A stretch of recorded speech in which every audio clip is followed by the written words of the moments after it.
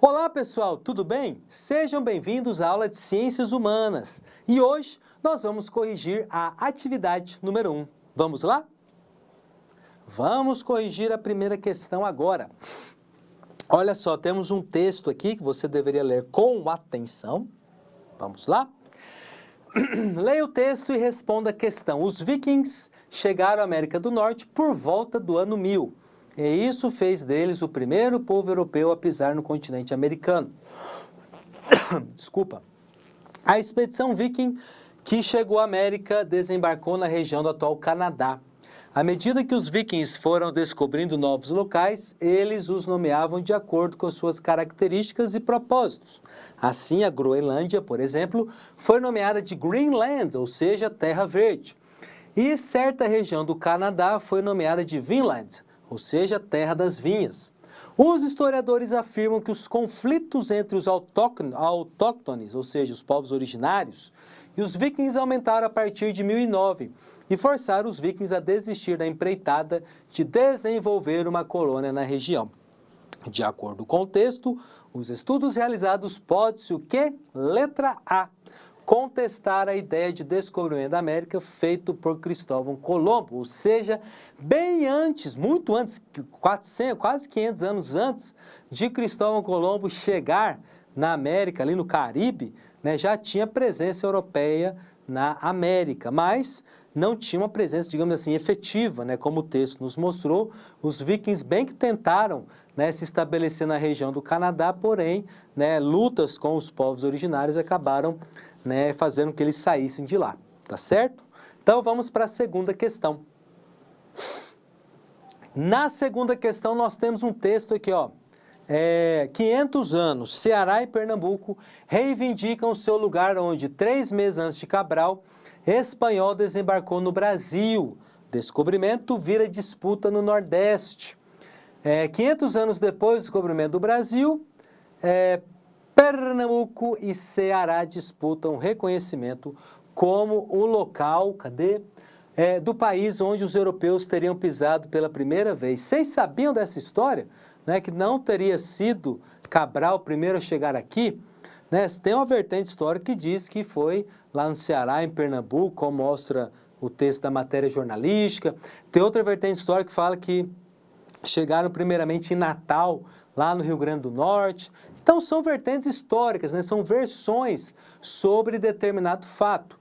Isso é muito comum na história. Isso é bom porque motiva os estudos e desperta o interesse para esses eventos históricos. Mas, oficialmente falando, né, o Pedro Álvares Cabral foi o primeiro português, né, o primeiro europeu a chegar em terras brasileiras, tá certo?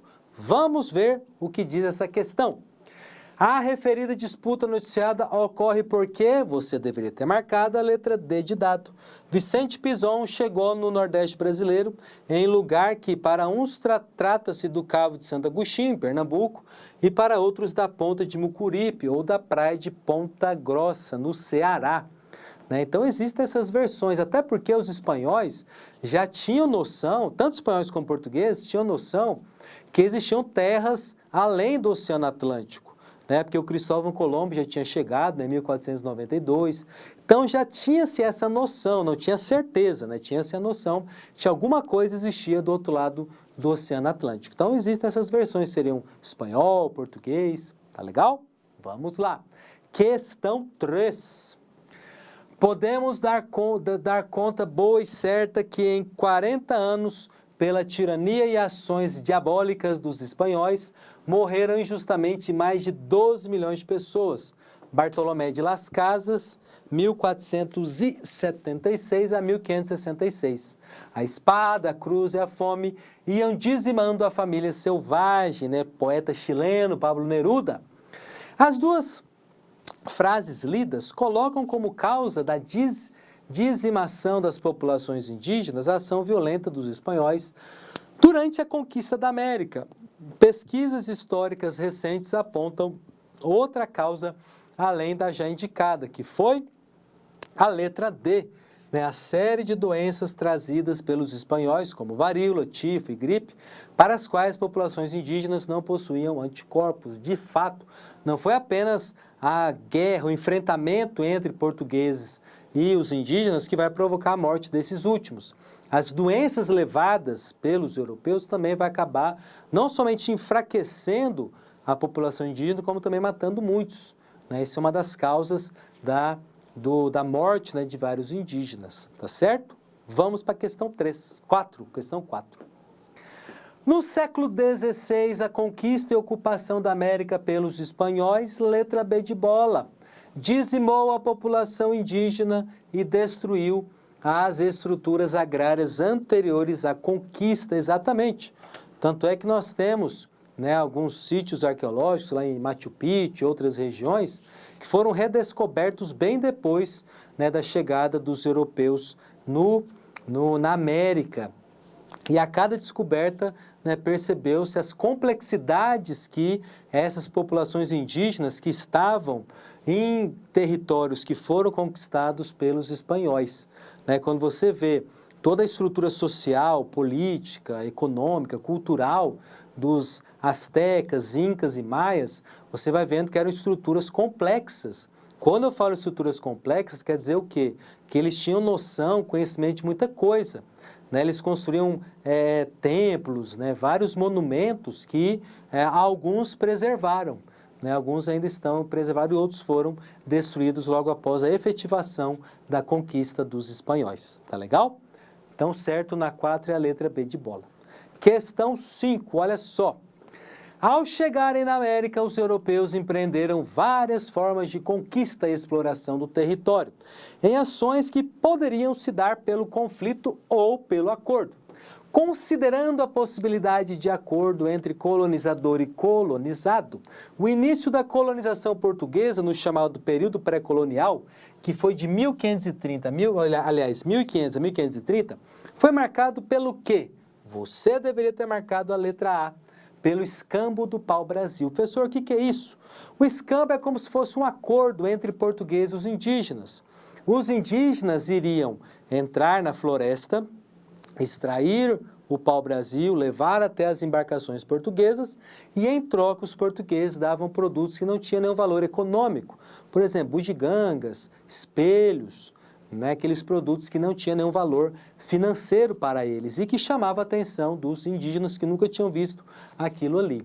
Então, essa troca nós chamamos de escambo, tá certo? Questão 6, vamos lá, juntos? Opa! Em geral, os países com dimensões continentais, Brasil é um deles, encontram mais dificuldades em desenvolver uma logística eficiente, pois além de enfrentar as distâncias, há o desafio de se superar as diversidades climáticas e os obstáculos naturais.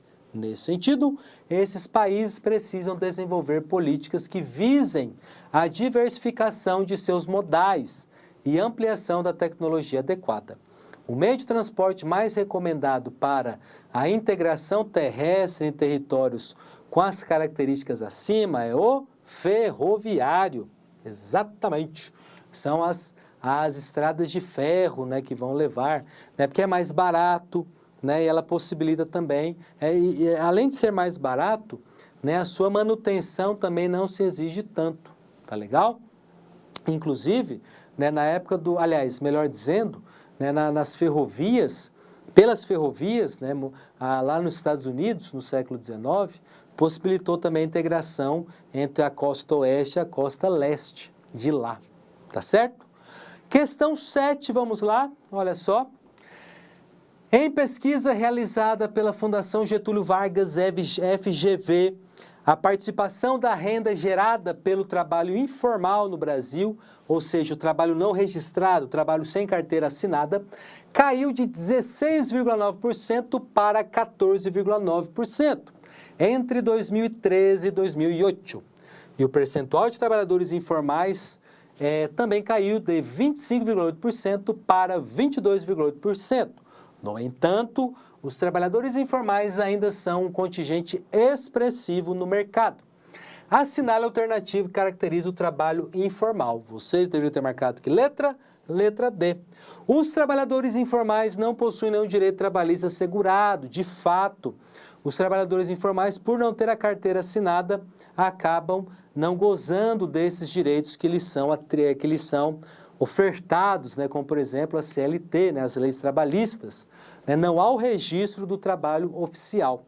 Né, e no Brasil, por conta das graves crises econômicas que nós passamos, né, nós tivemos o trabalho informal crescendo também. Né, pessoas que preferem trabalhar de uma forma sem um registro, né, muitas vezes, né, faz um acordo com o patrão, né, para não ter que pagar os encargos trabalhistas. Né, tem todos os fatores que justificam isso.